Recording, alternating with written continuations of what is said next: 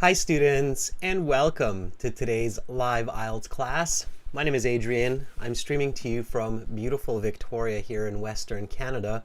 I hope everybody is having a superb week so far. Students, in this class, we are looking at an IELTS reading section. Specifically, we're going to be reading about a very, very famous painting.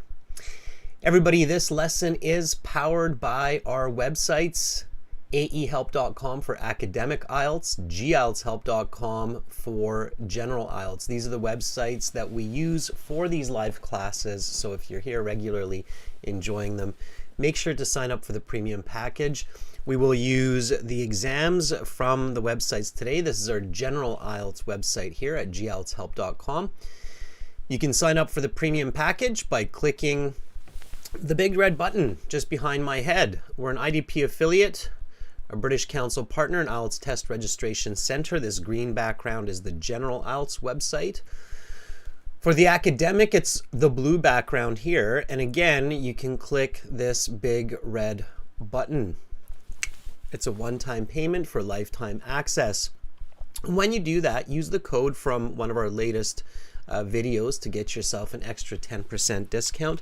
That code is MASTER9 because we want everybody to master English and the IELTS exam. So check it out. We've got lots there for you. We're going to use this in the next little bit to do this reading passage. This is the reading passage here. I will introduce it now so you can start thinking about it. In the IELTS exam, some of these passages do come with pictures. Pictures are worth 1,000 words, and we see this picture here. And we see the title that's kind of tucked in behind me there, Painting the Sistine Chapel. Always look at the picture, read the title, start thinking about the content, the information, what this could be about. Famous painting, obviously. We can tell it's some sort of a religious painting, probably in a church, based on the title, Painting the Sistine Chapel. Okay, so think about that. We'll come back to that in just a minute and we'll do the reading together, look at the questions, and talk about some strategies.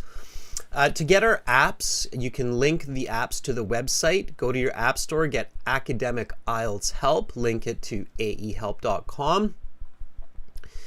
Or for General IELTS, get GIELTS Help General IELTS Help and link it to gieltshelp.com. And then you can learn on the go.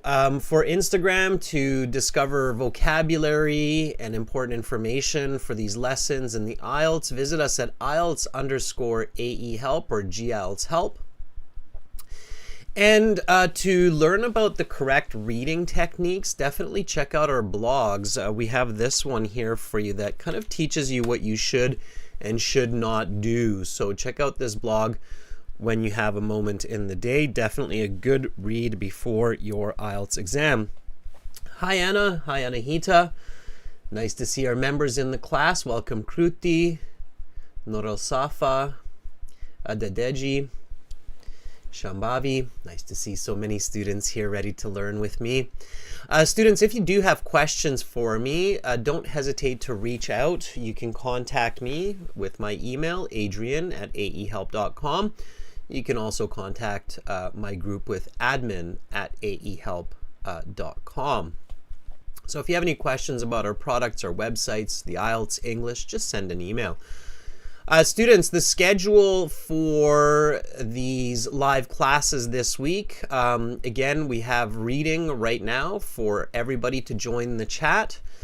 Tomorrow we'll have speaking part 1. Again, everybody will be able to join the chat. And then on Friday, we'll have some task 2 writings with the member chat class. You can be a member of our YouTube channel by clicking the join button. We'll finish the listening exam on Friday that we started last week with parts 3 and 4. That will be a subscribers chat class. Definitely subscribe to this channel, get notifications of these live IELTS classes. And then on Saturday, we'll do speaking part 2 and speaking part 3. Just a few days ago, we released a brand new video for you that explains the power of youth in speaking, meaning that children have a very good ability to learn language and to communicate. And we kind of lose some of those skills as we get older. This video I did with my daughter, actually, which was really fun and exciting. She was asking me to do a video with her for some time, so we did that. And it's a great video, gives you some really good tips on what children do well in communication and what you can copy from children's kind of thinking or use of language to improve your IELTS scores. So check out that video. I put the link into the chat for everybody so that you can take a look at that at some point in the day and improve your speaking score for the speaking section. All right, everybody. So IELTS reading strategies. First of all, number one is read the title, look at the picture, and infer information. Okay? The word infer means to make logical assumptions based on given information. Inferencing is a big part of academics. It's definitely a powerful tool in the IELTS exam, so you want to make sure that you're inferencing. Okay, so again, we're looking at this reading passage here that I showed you a couple minutes ago, and the title is Painting the Sistine Chapel. So the correct strategy for the IELTS exam when you see this kind of a passage is you do look at this picture and then you go, oh, okay, it's looks like a church, the walls or the ceilings of a church. Anybody know what the paintings are called? There's a special name for them. Maybe some of our European students might know this. So the painting that's inside of a church that's painted on the walls has kind of a special name. And of course they depict religion, but also history and many other parts of human culture and so on. So I'm thinking about this, right? I'm like, okay, history, culture, religion, all of this comes into play. Anybody know what that's called? Because if you know that word, if you think about that word, that will definitely help you. Yeah, very good. Anna says that's called a fresco. Yeah, it's when we paint on plaster on the walls. Yeah, very good, Anna. First thumbs up of the week. So think of all the information that you can from the title, picture, and questions before you begin reading. Okay, so paintings on walls, it's actually better put as plaster, are called frescoes. Okay, good. All right, now when you have that idea, then you want to think about the what, why, how question. So what is a fresco? Why is it made? How is it made? Okay, so what is it? Why is it? And how is it? You want to think about these. So a fresco is often a type of religious painting, for sure.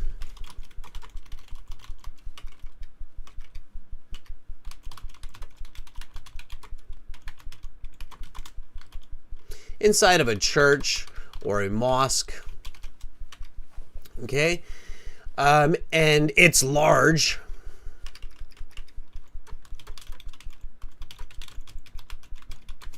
Okay, it's large and it's detailed. It has a lot of little pieces. It's quite beautiful.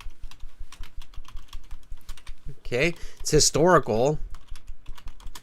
Okay, so all of these kinds of thoughts are coming to my head. Why are frescoes created? Okay, to depict beliefs, to show status, to invite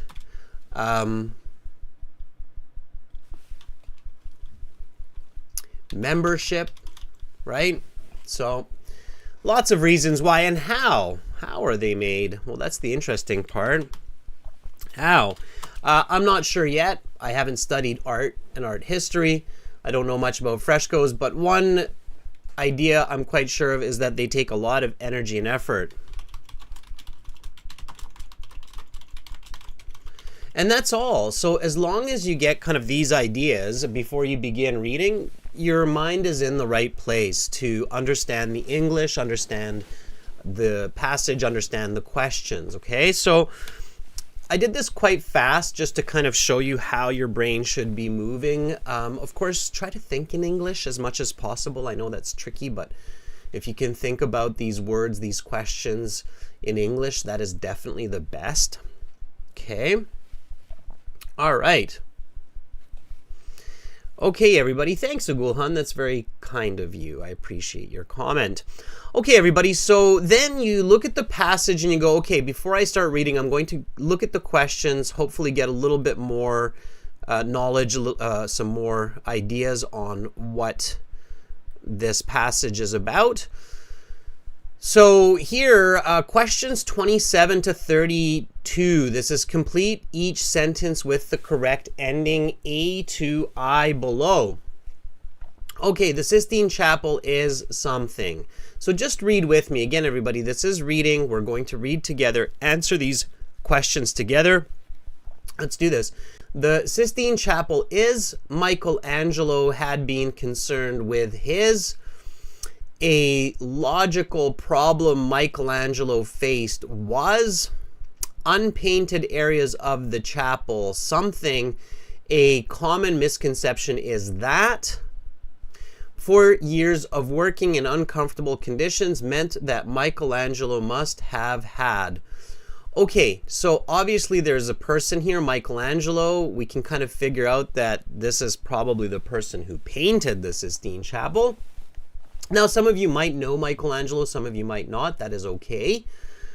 If you don't know him, it's not the end of the world. Okay, and the academic IELTS, especially for passage 3, they're testing to see how well you can understand new information in English. Okay, so keep that in mind, everybody. This is an important tip here.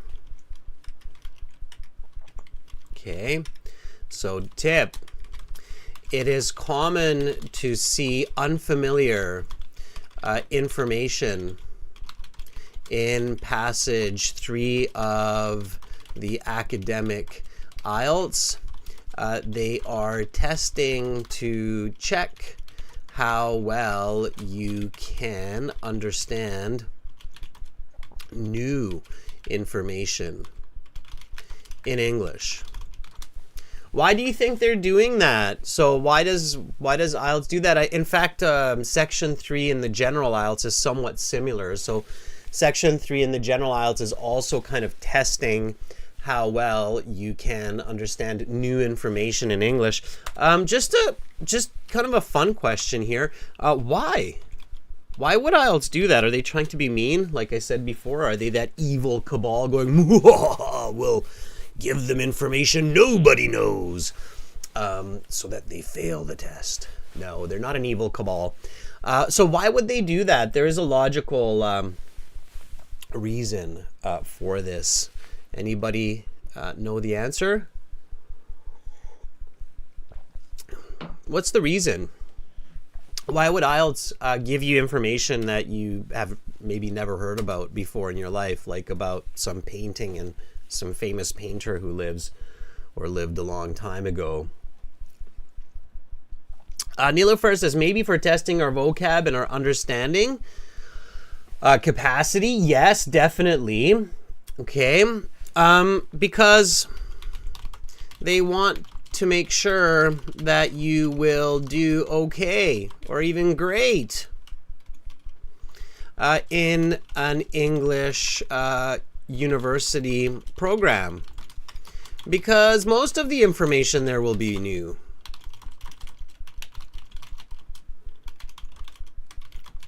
Especially if you are a graduate, like a master's or a PhD student. Okay? So if you're having trouble with new information in English on the IELTS, they think, well, you're probably going to have a lot of problems in university as well. So you have to be able to read this in 20 minutes, understand this new information, and be able to answer questions. Does that make sense, everybody? Yes, right? So, okay, you finish the IELTS, you go to another country or you go to university, you're using English for new information. You have to be able to understand and explain and present that information. Kruti says, okay, that makes sense. So that's why the IELTS will kind of introduce these topics. And if you're lucky, maybe you know it. If you're not, maybe you don't. Okay, so finishing these sentences, you have these choices, A to I. Don't read these. We don't know what's correct. We don't know what's not correct. It's just confusing. So we don't want to read that. Okay. Okay, so now we have some multiple choice questions. Multiple choice questions, again, it's very important that you read the passage. Searching for keywords is not going to be effective. So here's the original question. Why was plaster laid each day? So in the passage, this is paraphrased. This is not going to be given in the test. This is my notes here. Okay, paraphrasing. With multiple choice questions in the reading, don't worry about the answers. Don't review them. They're not going to help you. In fact, in the computer-based IELTS exam, you might not even see them. Sometimes they're a drop-down menu because they don't want you to read the answers. They want you to focus on the question. Okay? So only focus on the question before you read. The most common mistake that many students make in the IELTS is they focus on the questions, answers, and then they can't find the correct answer because it's way too confusing. There's way too much information. So don't worry about the choices. Okay, only look at those after you read the passage. All right. So let's just look at these questions. Why was plaster laid each day? Now, in my head, I'm thinking, okay, plaster was laid daily or every day, so that, okay? What did other fresco painters do that Michelangelo did not? Okay, so in my head, this is a statement. Other painters did this, but Michelangelo did not do this, okay? The Sistine Chapel has survived to modern day because... That's a statement. I might paraphrase it in my head. So the Sistine Chapel is still in good condition since, sure. Now we have yes, no, not given, which is kind of like true, false, not given. These types of questions, only answer them after you read the passage. Okay. So I have some ideas of what this passage is about. It's a painting. It's a fresco. It was painted by Michelangelo. It's good quality. It's still there today in Italy. Okay, so now I go back and I read the passage.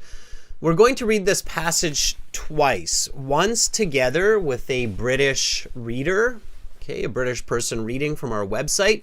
And then the second time, I'll get some students to read it through our website, through chat. And then we'll solve these questions together. Okay, so we've been doing a bit of reading in the last week. We finished passage 1 and 2 from this practice exam. This is practice exam 6 on the website. So for those of you who have the premium package, it's 6 and it's passage 6. So that's why I'm going a little bit faster. If you're having a tough time, don't worry about it. Just stay with me as much as possible and focus, okay? Lots of great learning to be had. So let's do this. So now I'm going to just jump back to our website here. This is our Academic IELTS website again. And for those of you who are new, I strongly recommend joining our premium IELTS package by clicking either that button or even this button at the end of the video, that big red one.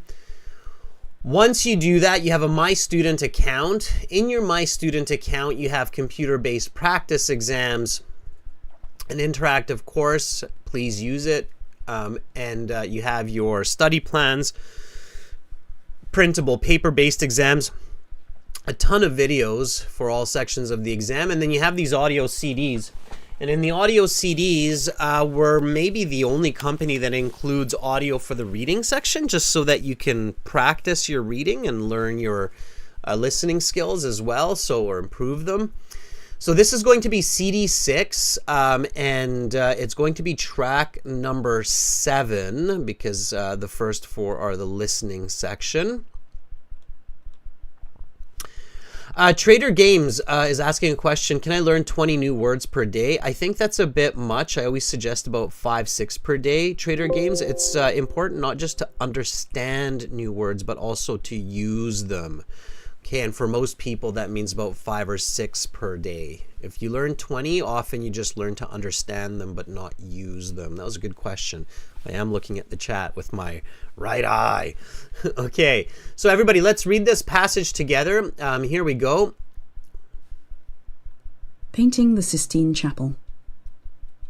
The Sistine Chapel, named after Pope Sixtus IV, whom directed its construction, is one of the most important sites in all of Roman Catholicism.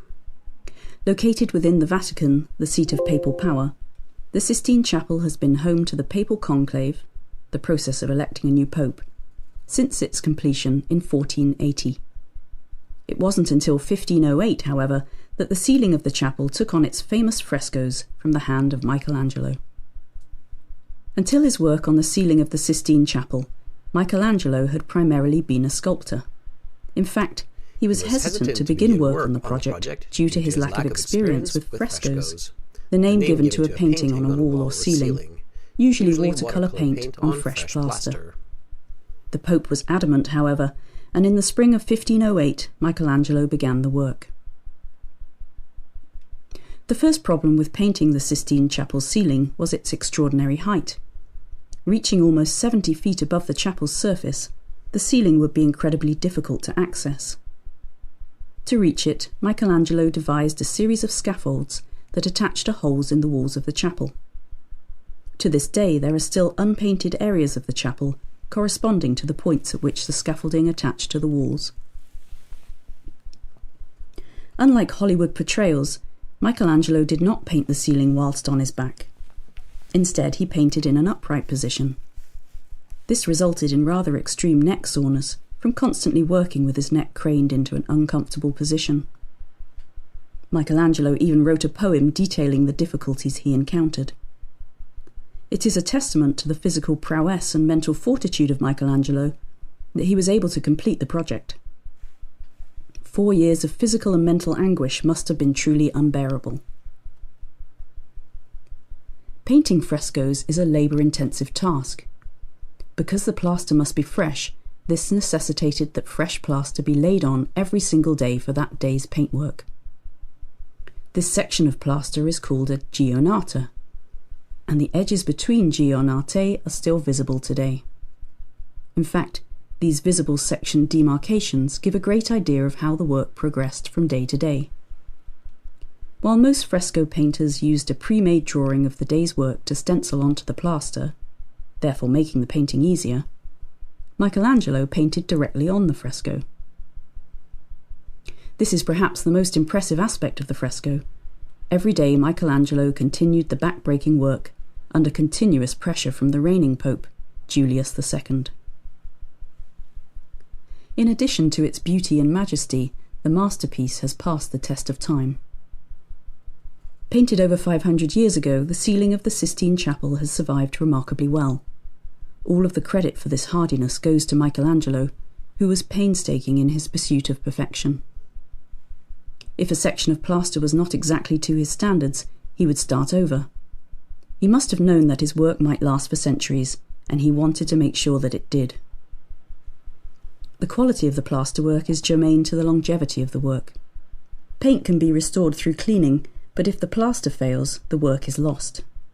Only a very small section of the ceiling has failed.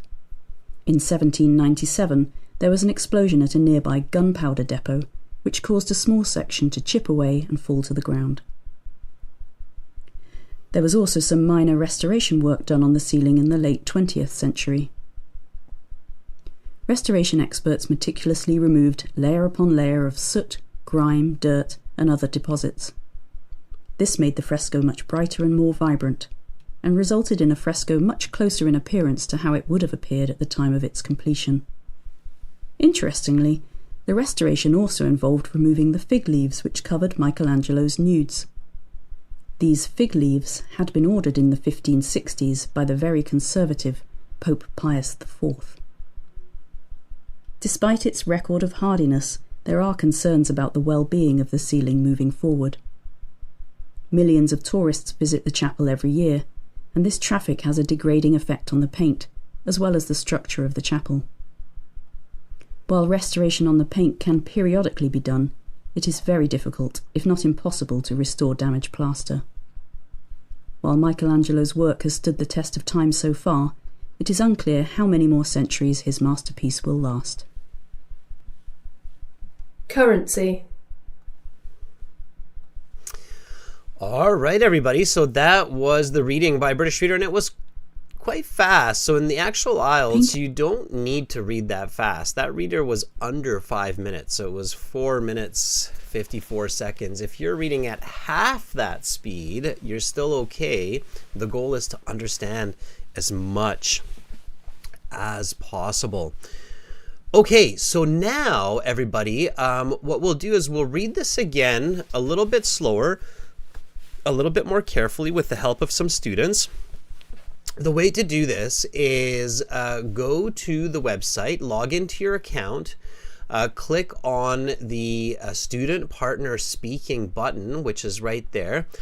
Carolina, if you could put these instructions into the chat. By the way, welcome. I see that you just joined in and cleaned up some messages there. That's great.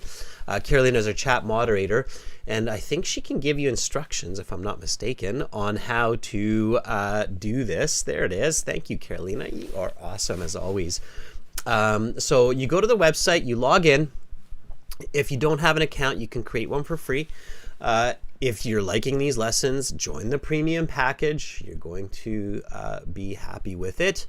And then you go to the Student Partner Speaking, and in the Student Partner Speaking, you will start to discover some of your classmates, like Anna is in here right now, Nguyen is in here right now.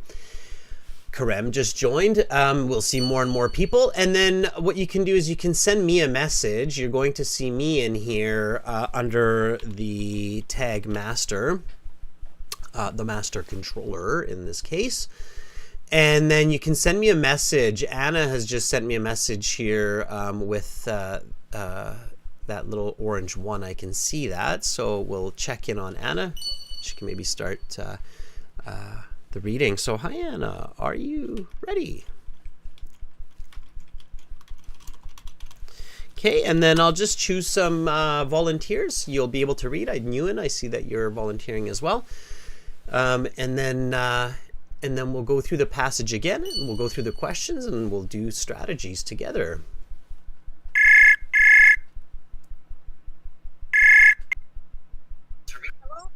Hi Anna. Oh, then do you hear me? Absolutely, loud and clear. How are you, Anna? Well, today I was testing the system with Manikanta. She's also premium student, but we had a problem with sound like 2 hours before our lesson. Yeah. Before this lesson? Yeah, before this lesson in 2 hours. Yes. Yeah, we're just doing a whole bunch of upgrades, so you have to be a little bit patient, but it should be working okay at the moment. Anyway, I can hear you clearly, Anna. Yeah. Okay, so just keep checking back, okay, over the next 24 hours, and you should see some improvements. Definitely. All right, Anna, well, thanks for the feedback. Anna, where are you right now? At home. You're in the Ukraine? Yeah, in the Ukraine and Odessa, yeah. And the Ukraine is suffering from internet connection problem, and they're really glad that they can join the lesson. Mm-hmm.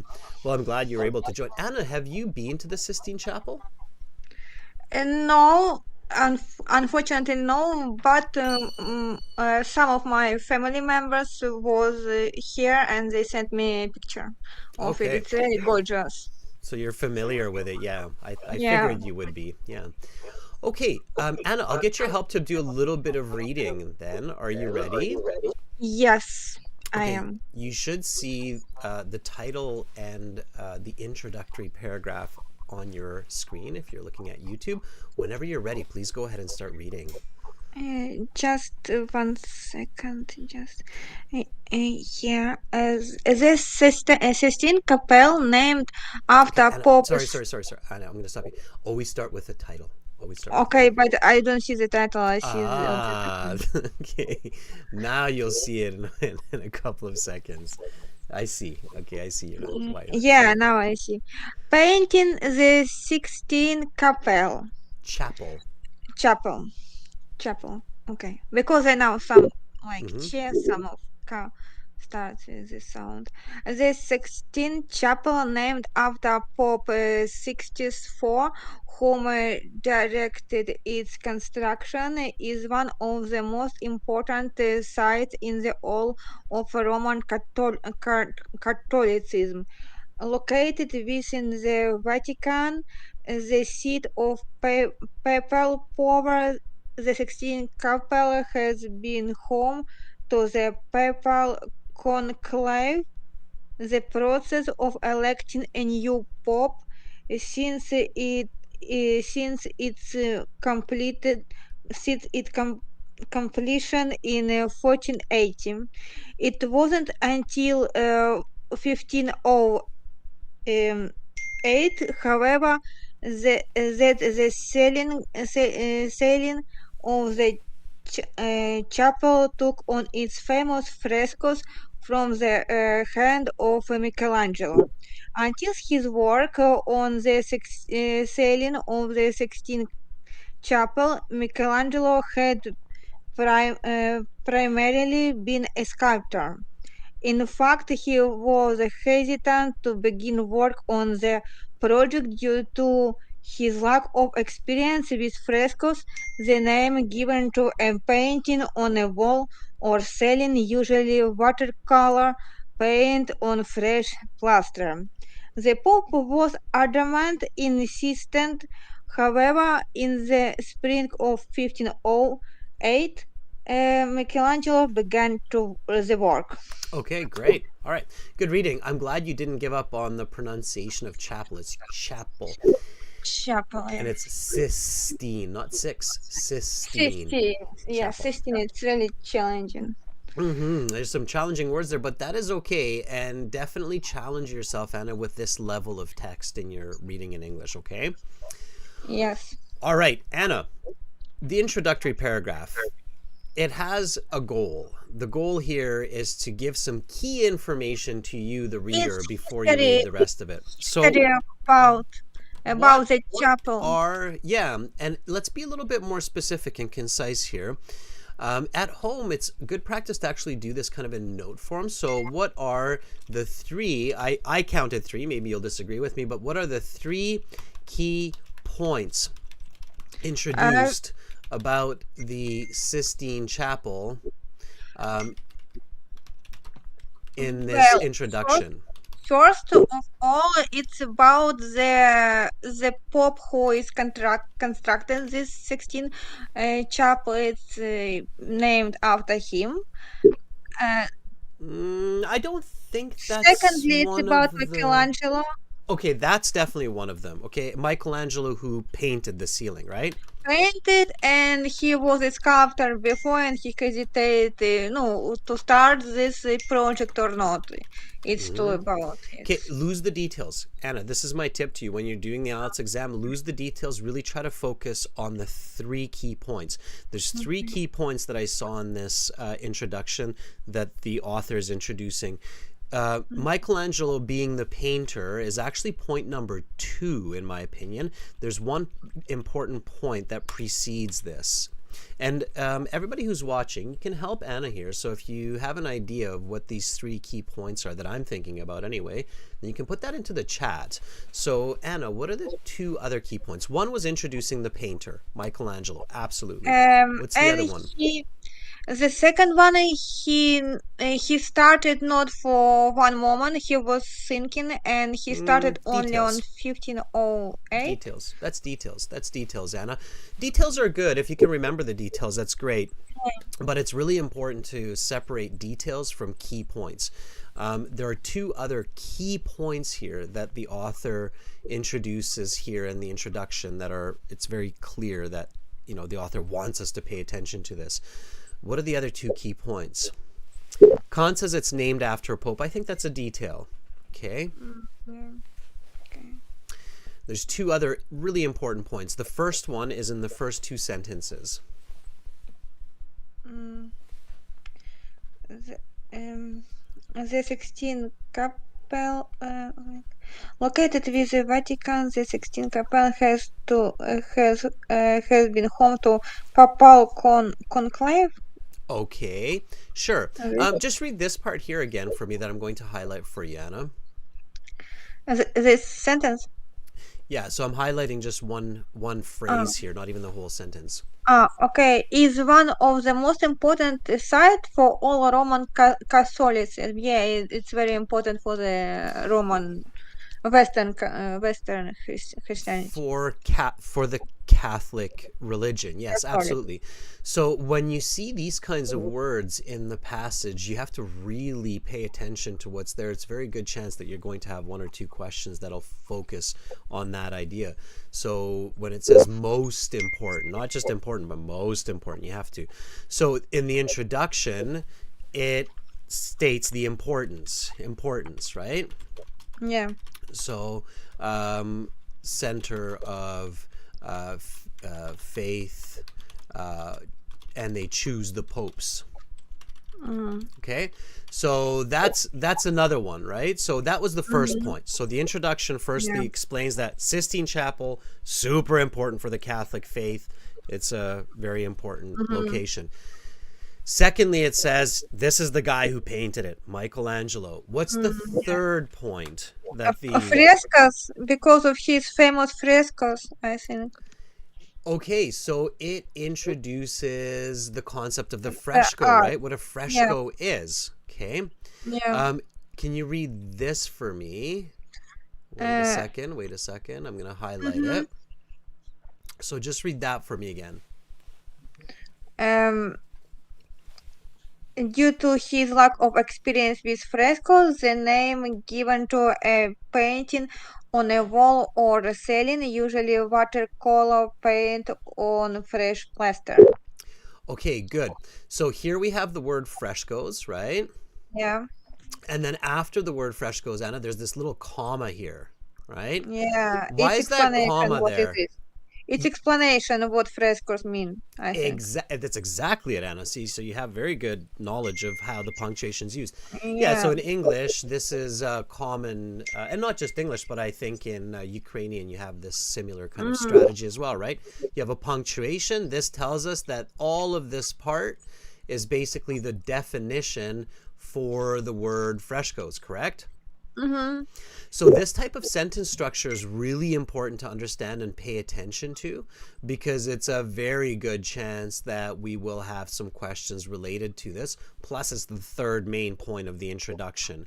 So in a nutshell, Anna, one more time, what are the three key points that the author is hoping to introduce to the reader here? Third point is about his technique to make frescoes not like on its background but on the plaster. It was his technique to make frescoes in the plaster. Yeah, so simply put, Anna, to answer this question, to answer this question, the three key points of the introduction are to introduce the importance of the Sistine Chapel as a center of the Catholic faith in choosing the Pope, to introduce its painter, Michelangelo, who was very talented, and about the fresco, which is a type of painting of watercolors on plaster. In order to do a good job in this reading passage in the questions, it's really important to try to identify these 3 points out of the introduction. Are you following with me? Yes. Okay. Everything else, like that Michelangelo didn't really want to do this, that the chapel's It's named after detail. it's all just detail. It's less likely that that will be a part of the question set, and it's also not nearly as important so a person can understand this passage clearly. Does that make sense? Yes, definitely. And Okay. I can skip this detail, yeah, because it's sometimes like a distractor, these details when I answer the question. I don't recommend just skipping them and throwing them out like they don't exist. I'm not saying that, Yeah, no, Anna. not pay attention, I But mean. yeah, but definitely don't give it the same level of attention or Yeah. thought as you do these 3 points. So it's these 3 points that you have to really elevate from this Mm-hmm. introduction. Makes sense, right? Yeah. Yeah. Okay, Anna, hang in there. We're going to read some more, get some more ideas here. But thank you so much for volunteering and for the feedback. Thank If you're you. Will I answer one question right now, or is just reading the No, no, paragraph by no. paragraph? We're gonna answer the questions. Anna, if you have any more issues with using the website on any way, form, or shape, just send an email. We'd love to know Yeah, about I, that so I we can fix said it. I had some issues today, and I will send the screenshot to you later. Perfect, perfect. Thank you, Anna. Okay, hang in there. We're gonna get to the rest of these paragraphs and the questions, Anna. Okay. Yeah, thank you. Yeah, I will send you the screenshot for you Thank on you. via email. Yeah, Bye, thank you. Anna. Bye. All right, that was Anna. Okay, you and you were really quick on the draw as well. Hi, Con. There you are. Are you ready? Let's check in with Con. I believe Con is in Vietnam. And it was good reading, Anna. Yeah, you got some thumbs up coming there. It's a challenging reading, everybody. This is passage 3, but you have to practice passage 3 readings often, especially if you're going for those higher band scores like 7, 8, 9. Okay.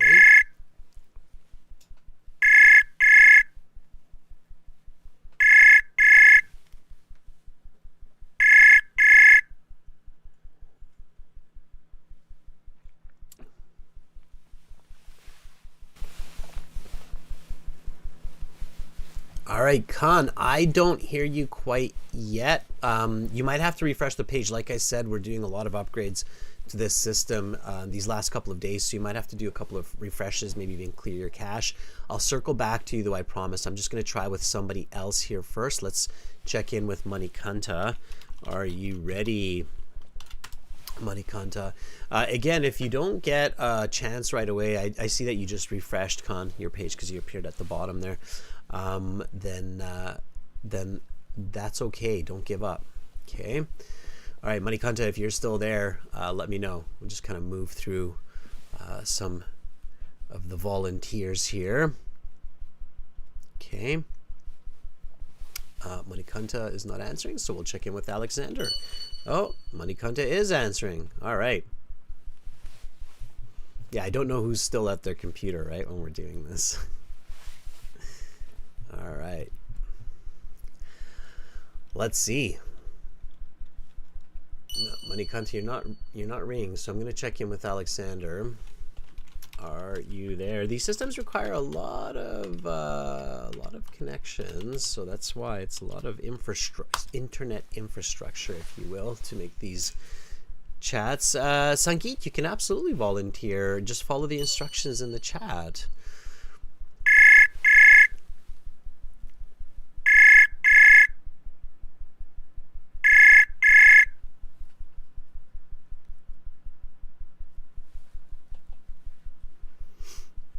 Alexander, I don't hear you either, and we usually have a pretty good connection, so let me do a shift refresh on my end, and then I'll circle back to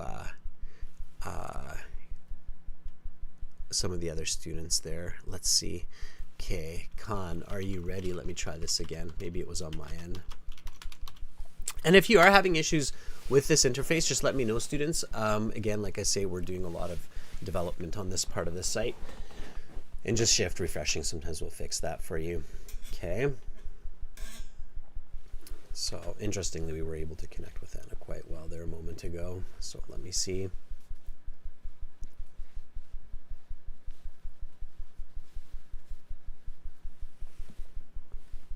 Okay. By the way, students, do volunteer, so do send me a message if you can. All right. You can send me a message with the blue button. I don't see any messages yet because I just shift refreshed my page. So I refreshed my page. Okay. So, click the blue button beside Master and send me a message. Samit. There we go. All right, Samit. Are you there? One of the changes that we did just yesterday was enabling this on mobile. And I wonder if that could be having an issue. Yes. Okay.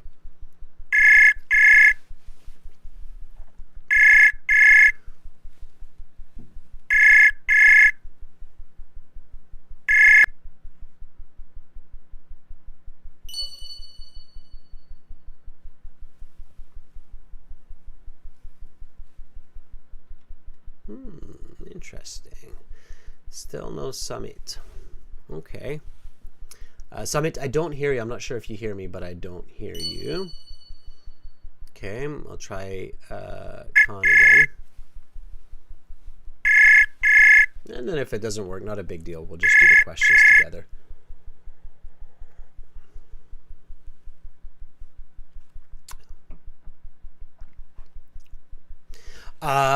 Samit, no, you are not audible, unfortunately. Okay. And Khan, I cannot hear you as well. So, okay, I'm not going to spend too much time on this. Instead, I will focus on the reading and the questions with you, and then just give you some tips as well. So let's just do it together, and we'll communicate through the chat for now instead of the website, and then I'll check what's going on there.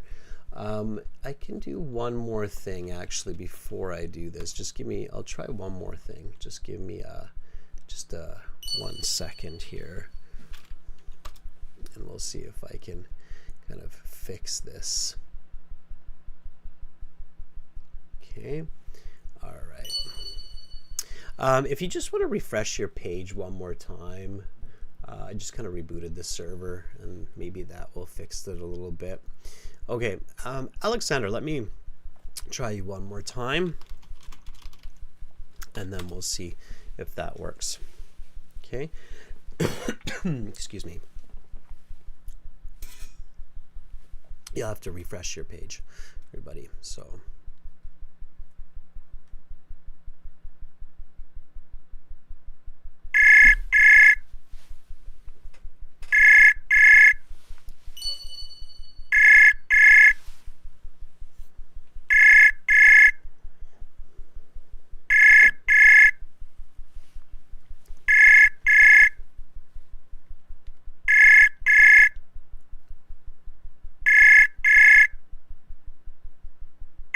Okay.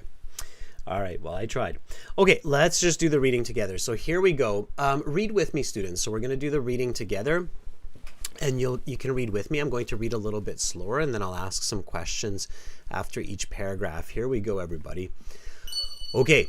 The first problem with painting the Sistine Chapel ceiling was its extraordinary height, reaching almost 70 feet. Above the chapel surface, the ceiling would be incredibly difficult to access.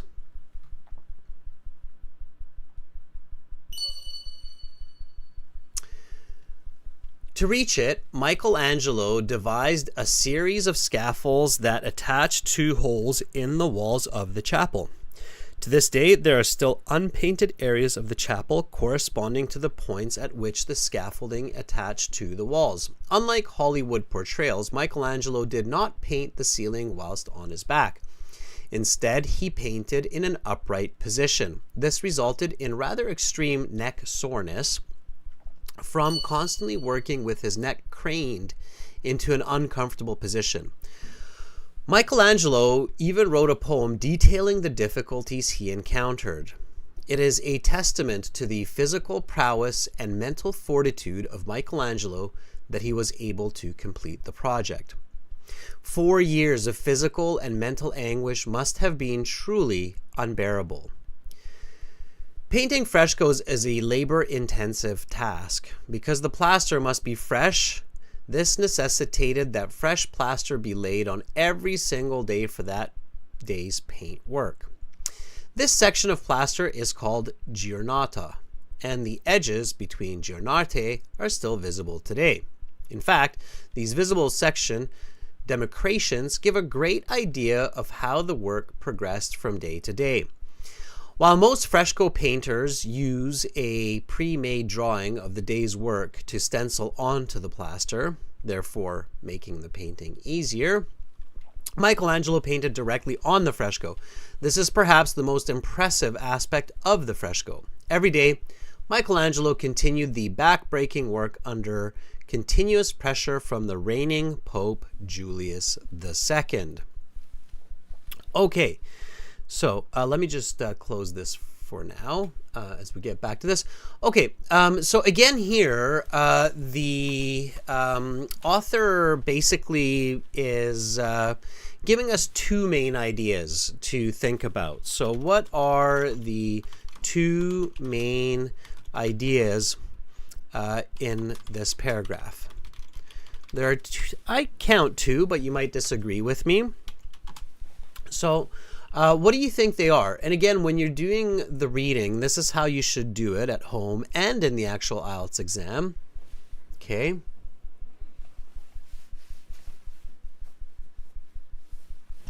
All right. So Anahita says physical and mental health he endured. Joseph says the challenges. Yeah. So challenges faced by Michelangelo. Exactly. Okay. High ceiling, if we want the details, right? High ceiling, fresh plaster, okay, and sore neck because you're painting a ceiling. All right. That's definitely it. What's the second one? Okay, I would say the second one are the steps to creating a fresco, right? So fresh plaster is painted each day, right? Most painters use stencils. Michelangelo did not. So that was kind of what this paragraph introduced. Okay, so everybody, that's kind of your notes. That's what you should be getting from that paragraph. Let's go on to the next one here. Okay. In addition to its beauty and majesty, the masterpiece has passed the test of time. Painted over 500 years ago, the ceiling of the Sistine Chapel has survived remarkably well. All of the credit for this hardiness goes to Michelangelo, who was painstaking in his pursuit of perfection. If a section of plaster was not exactly to his standards, he would start over. He must have known that his work might last for centuries, and he wanted to make sure that it did. The quality of the plaster work is germane to the longevity of the work. Paint can be restored through cleaning, but if the plaster fails, the work is lost. Only a very small section of the ceiling has failed. In 1797, there was an explosion at a nearby gunpowder depot, which caused a small section to chip away and fall to the ground. Okay, what is the main point of this paragraph?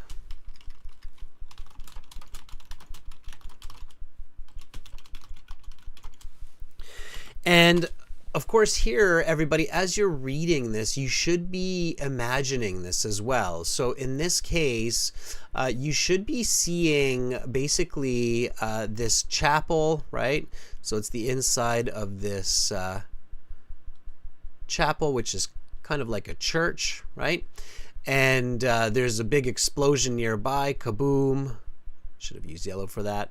And a piece of the ceiling breaks and falls to the ground because of that big kaboom, right? So while you're reading, you should also be seeing this information. Okay, Redexar says the masterpiece of Michelangelo because he's a perfectionist. Yes. So this is a well-made fresco, okay, because of Michelangelo being a perfectionist. Okay, sure. Yeah, longevity, exactly. It's an even better term to use, the longevity of the fresco. So the fresco surviving to this day. Okay, let's keep reading. So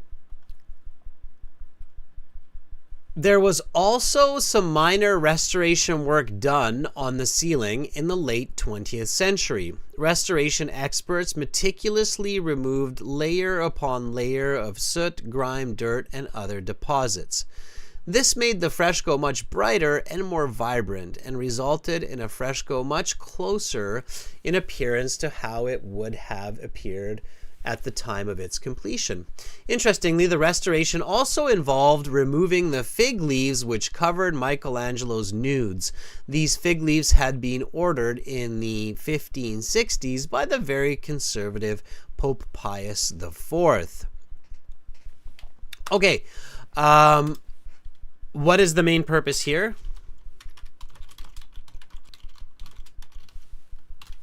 All right. Keep going with me, students. So focus here and keep going, answering these questions. I'm going to type this up and then let's see if you match. Okay. Anahita says it's the ceiling and the fig leaves.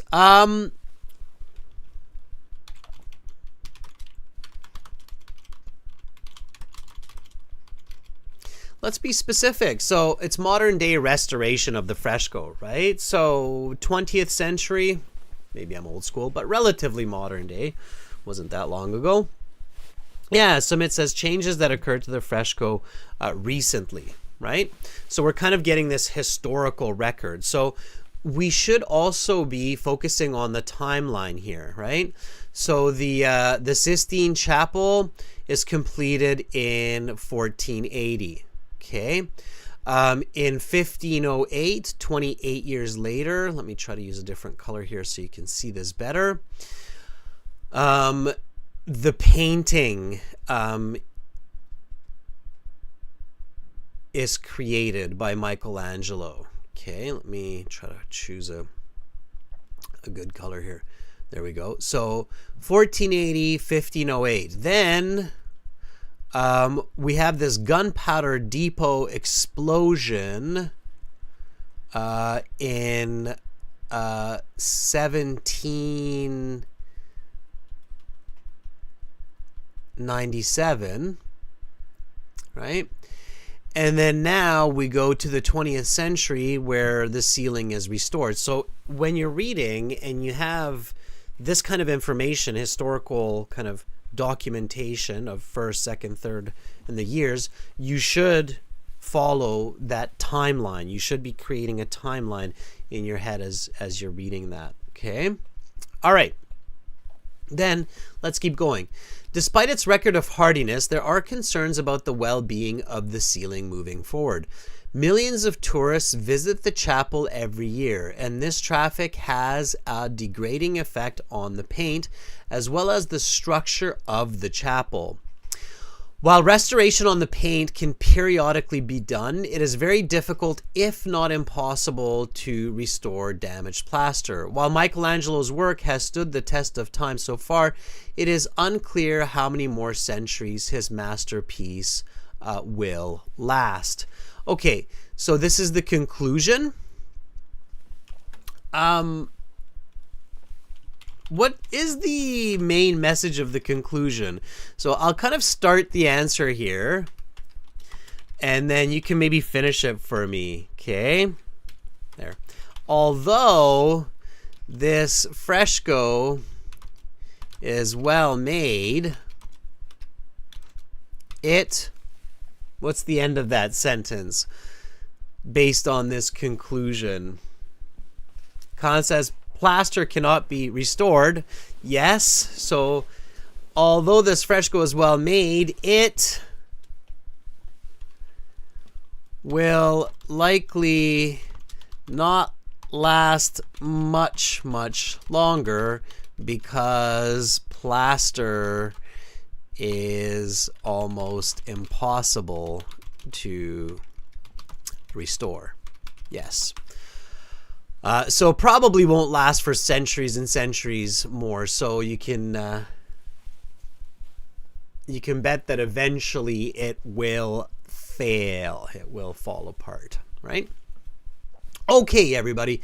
So that's kind of the conclusion there. Let's take a look at these questions now. I'm going to just do something real quick here so you don't get confused of what to do. So let's answer the questions together. I'm going to take those headphones off since nobody's talking to me. I can hear myself better and I'm not shouting at you. So in this case, we have to complete these sentences. Now, the tip here, okay, is the same as with most question types. So tip, answer yourself first, then look at the choices. Okay, and now you're going to see that logic so that we started with Anna here at the start. Okay, so number 27, the Sistine Chapel is what? According to our reading, what is the Sistine Chapel?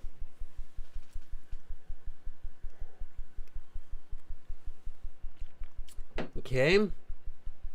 Anahita, very good. So Anahita says valuable for Roman Catholics. Yep, I think that's a really smart answer, Anita. The Sistine Chapel is not a painting, fun side. There's a painting inside the Sistine Chapel, but it's not. Yep, Redexstar says it's located in the Vatican. Any other answers? So what you're doing, Redexstar, Anahita, is perfect. Okay?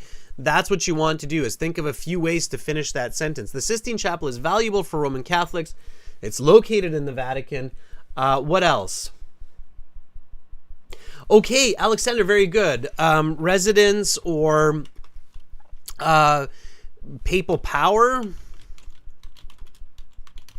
Seat of papal power, or choosing the Pope. Okay, a place for choosing the Pope.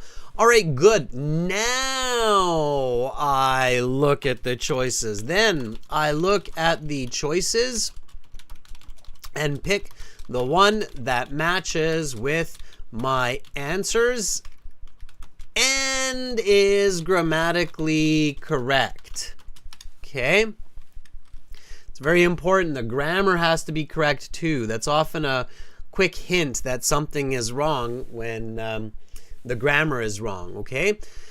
Now, when you're practicing at home, if none of the answers match to what you're thinking, what should you do? So when practicing at home and no answer matches your answer, what should you do?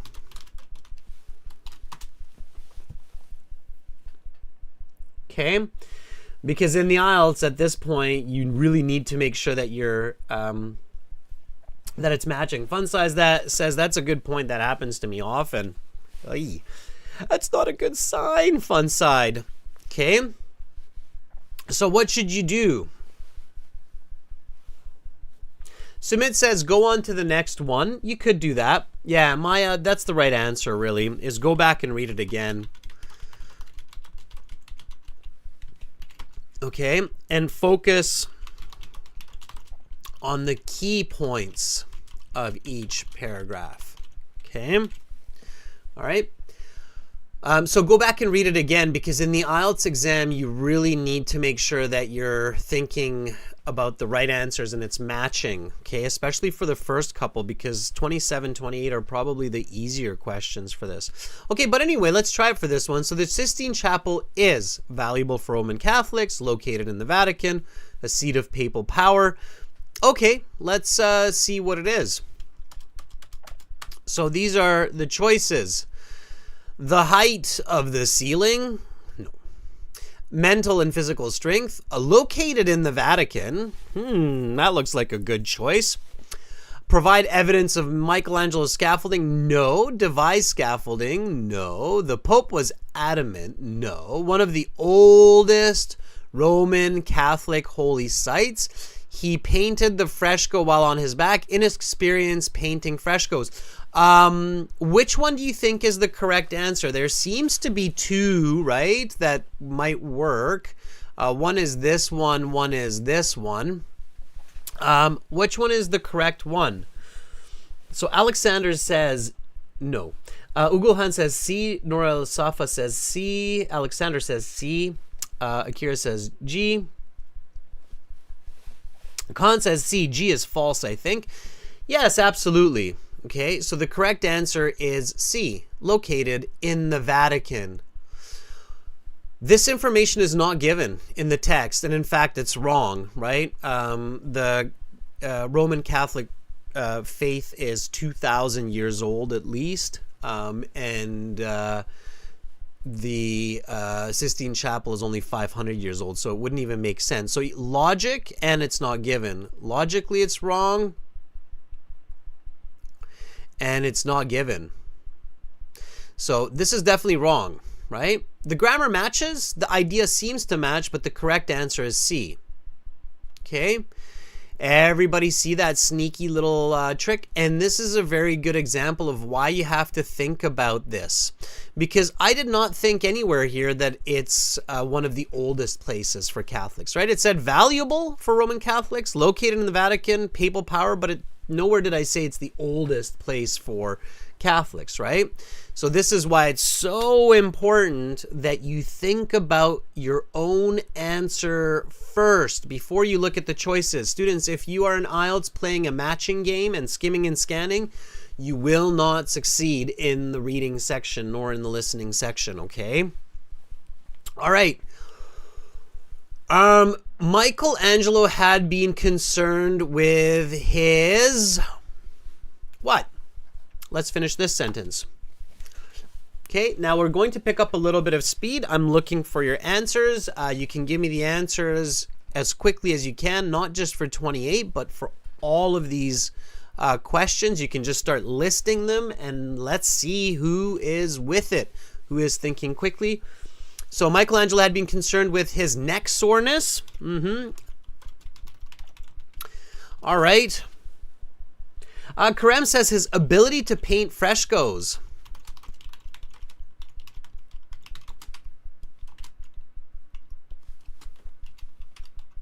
And do you remember why? It even said why, right? So because he's more of like a sculptor.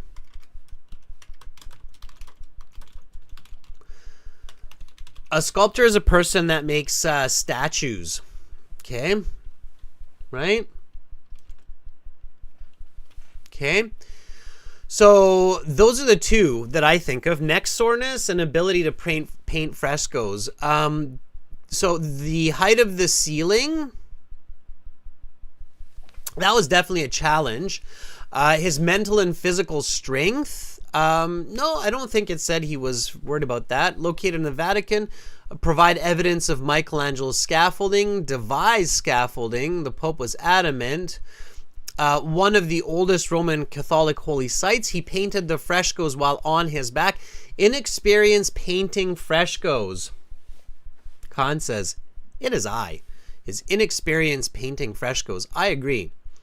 Now, another tip here, students, with this type of question is when you have the answer, so here the answer is I, read your answer and check it. Okay, this is a very important tip. So Michelangelo had been concerned with his inexperience painting frescoes. Does that make sense? Yes. Okay. So I is the correct answer there. Okay, a logistical problem Michelangelo faced was, and once you start doing this, you start to get the rhythm, you start to answer these quickly. So what was a logical problem?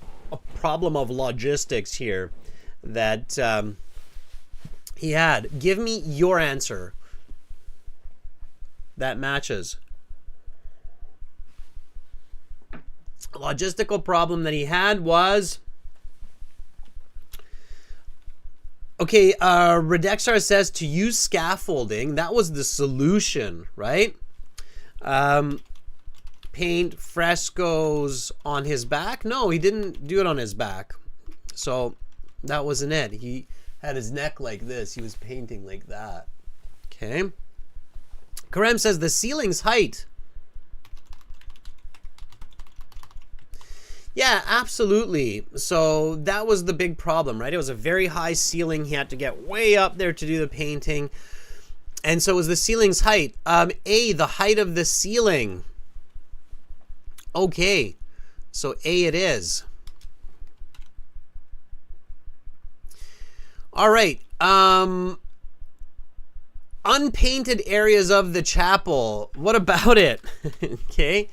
So it says unpainted areas of the chapel. What are the unpainted areas of the chapel? Areas that were damaged, maybe? I don't know. Khan says unpainted areas of the chapel are due to scaffolding. Okay. The scaffolding, by the way, everybody, some people might be going, what is scaffolding, right? I'll teach you that word very quickly. It's a really good word to know. It's used in different situations. So when you have a building, okay, so this is a building here, like let's say a big apartment building, okay, and when they're doing repairs to the building, then on the outside, then they usually create these kinds of frames out of metal pipes where the workers stand so that they can work. Okay, this is called a scaffolding. It's like this support structure that they use. Okay.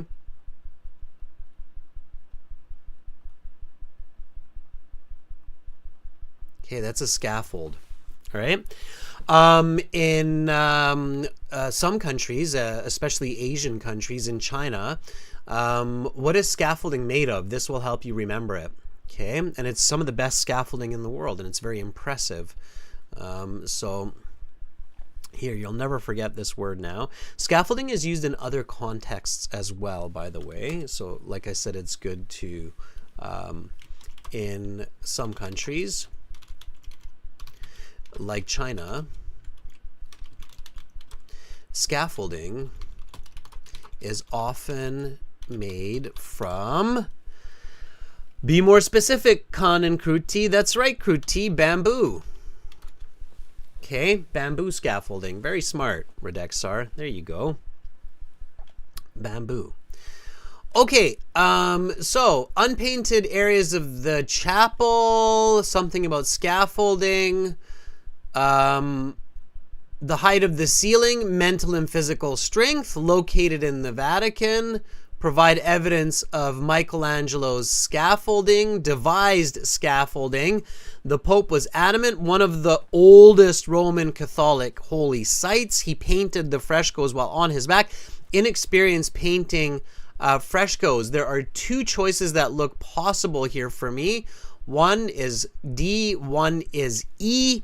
The correct answer is, Redexar says D.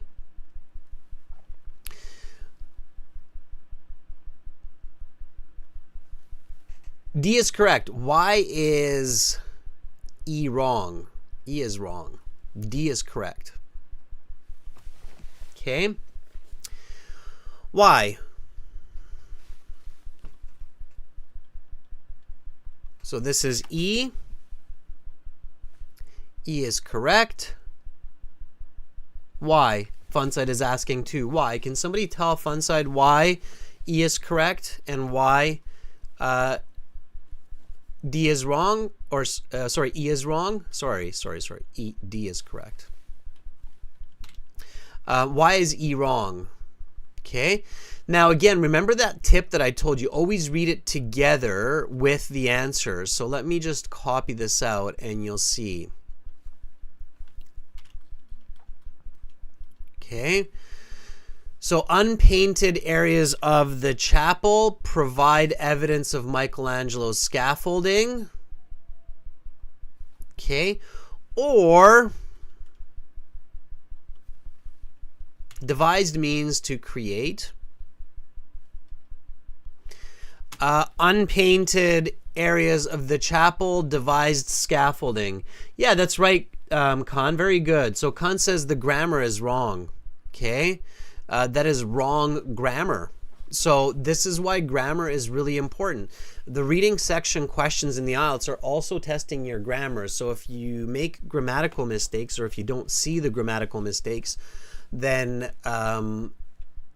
you will get that wrong, okay? So there's grammatical issues there. All right, next one, 31. A common misconception is that. So a false belief, right? Misconception means false belief.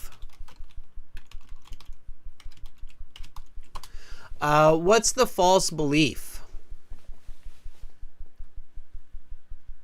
Redexar, devised means create. Devise means to plan and create. Devise.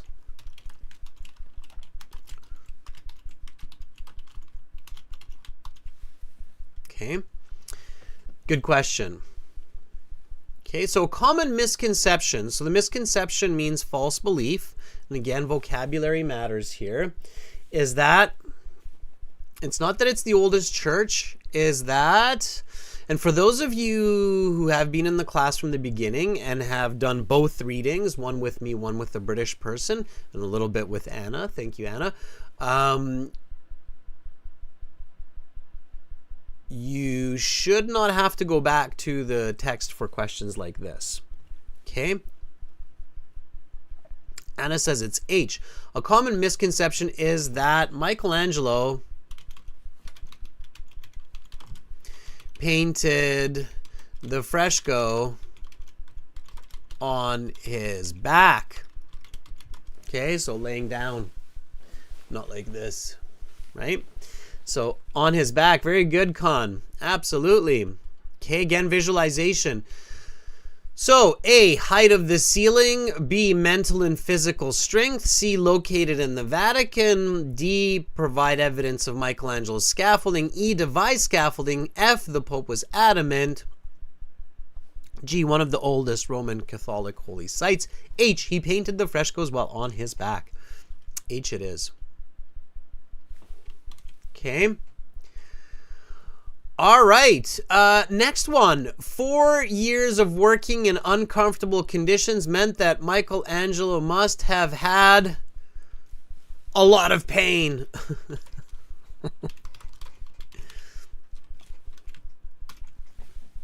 Okay. The height of the ceiling, mental and physical strength. That's the opposite of what I just said, because he must have had a lot of mental and physical strength, right? Located in the Vatican, provide evidence, devise scaffolding, the Pope was adamant. B is the closest match. Why is B the closest match? Because it's the same, just in the positive sense, right? So he had a lot of pain, but he still did it. So he had a lot of strength. So it's kind of the opposite. So that's the logic. Okay, students, let's go on to the multiple choice. Here we go. Why was plaster laid each day? Okay, the answer. Plaster was laid each day. Now, when I'm doing this, I'm not looking at the answers, because if I'm staring at the answers, it's going to make this harder. So I'm not looking at the answers. Okay, I'm thinking about the answer. Why was plaster laid each day? Plaster was laid each day because it had to be what? It had to be fresh to be painted on, right? Now I'm going to match. So the plaster did not keep very long. Gianarte must be visible. The plaster had to be fresh. Painting frescoes is labor intensive. Correct answer. It had to be fresh. You can't paint on it if it's not fresh. Okay, next question. Again, I'm not looking at the choices. I'm just thinking about my answer. What did other fresco painters do that Michelangelo did not? Other painters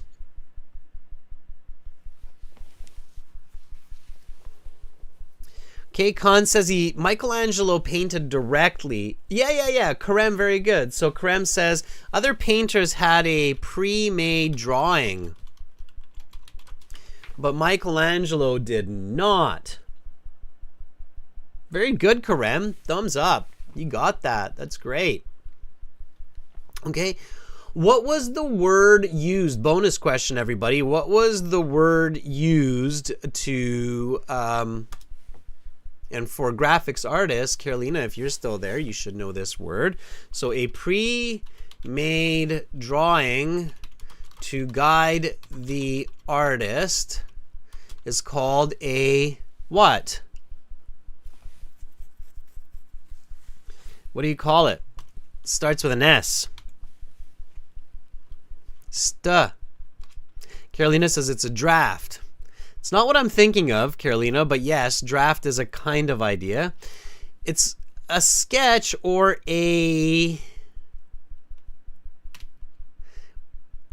when you copy over it. Okay? So I have the shape and then I copy over it. It's called that's right, Karem. That's right, Carla. It's a stencil. Okay? So that's what it is, right? Stencil, right? It's a sketch, stencil. And that was the term used in the reading, right? Okay. So what did other fresco painters do that Michelangelo did not? Make a copy of the day's work beforehand. That looks good. Paint directly onto the fresco. Lie on their backs to paint frescoes. Make the edges between Giornate invisible. No. The answer is A. Make a copy of the day's work beforehand. That's right. We're always learning new words too, right? Fun side? That's the idea.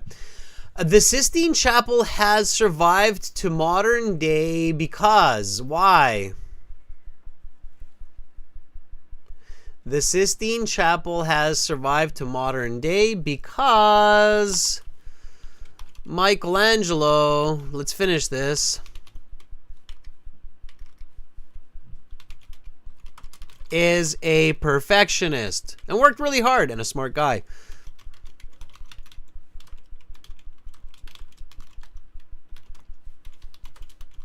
Okay, those would be my answers. Okay. So Michelangelo's plaster work was inferior to other fresco painters. Inferior means not as good. The opposite word is superior. Michelangelo was a perfectionist. That looks really good. Michelangelo's standards were too high. No. Okay. Students, be very careful with the word too, like too much or too high. It's usually a negative. In this case, it's a negative, okay? Michelangelo was always in a high degree of pain. Ooh, I hope not. Okay, so the correct answer is B.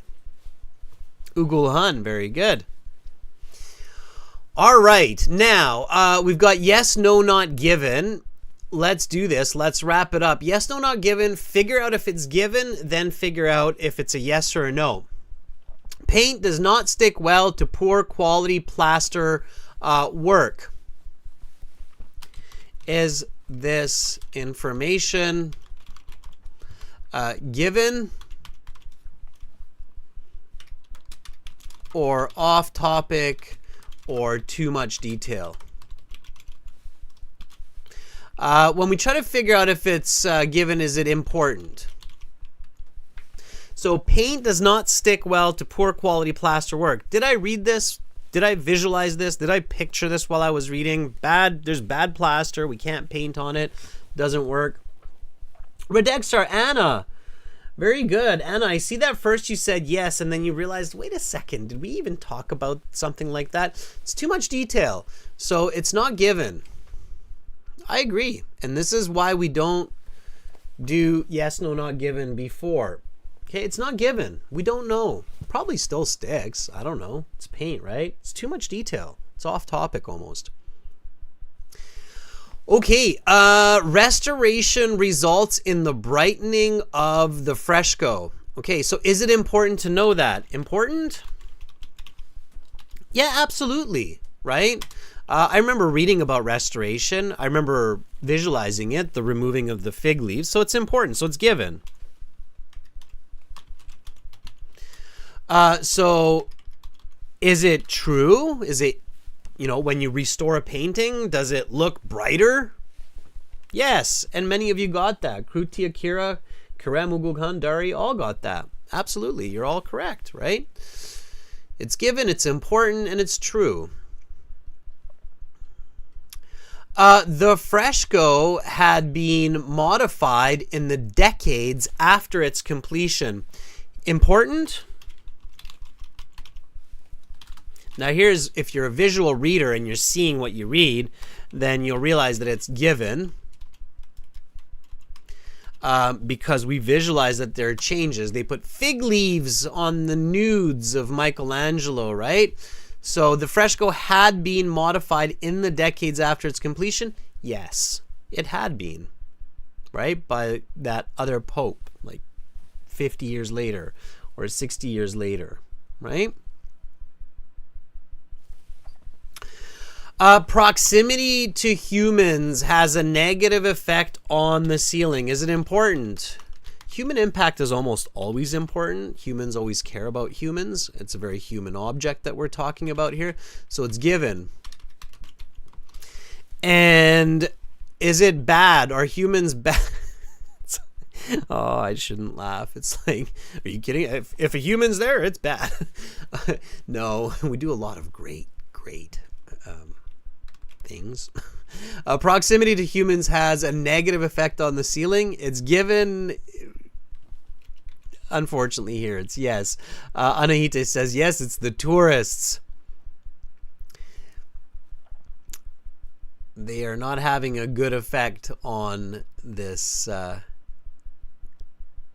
this ceiling, right? So it's yes. Okay. All right, number 40, plaster which has sustained damage is easily restored to its bright and vibrant original form. Important? Absolutely. So it's given. Is it true? If we beat up the plaster, we damage it, it can be renewed? Okay, many people paying attention in the lesson are saying, no, that is absolutely not true. So you cannot restore it. And you're right. So the answers here were not given yes, yes, no. Okay. All right. Those are the answers to this passage, everybody. If you had difficulty, then read it again. Okay. And go over it again. It's a very visual piece of information. And again, the key takeaway here is after each paragraph, identify the key points made by the author. Those will help you a lot. If you are not doing that, it will be challenging to do well in the reading section of the IELTS exam. Okay, everybody, since that was passage 3, I was a little bit faster. We did passage 1 and 2 over the last 2 weeks. You can look at those lessons in these live class recordings on the YouTube channel. On the website, when you're using that student partner speaking, let me know what you're experiencing so that we can let our developers know what to focus on.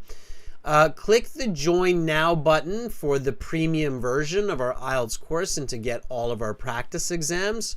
This is aehelp.com here for academic IELTS, and gieltshelp.com is here for general IELTS. Okay. Tomorrow, I'm going to be back, everybody, with speaking, and if the chat on the website is giving us a headache, don't worry, I'll have a Zoom link for us as a backup code for tomorrow as well, okay? So we'll have no problem speaking with each other. Carolina, I appreciated you joining in. That was unexpected for today's class. We don't always see you on Wednesday, so that was nice to have you, and I look forward to talking with you later today. Thank you very much, Anna, for your volunteering. You were the only one that succeeded today, but I'm sure many more will succeed later on. Yes, Alexandra, I understand that Catholicism is a sect of the Christian faith. Of course, I know that. I'm a Protestant myself. But I did appreciate that reflection. Ugulhan, nice participation. Kruti, well done, everybody. If you like these classes, you plan to join every day, go to ahelp.com, get the premium package, start learning off and online. For general IELTS, go to gieltshelp.com. I'm back tomorrow, and I look forward to seeing all of you because you're all awesome, beautiful people. Much love to everyone wherever you are in the world today. Stay positive and stay productive. I'm Adrian signing out from Canada, Victoria. Goodbye.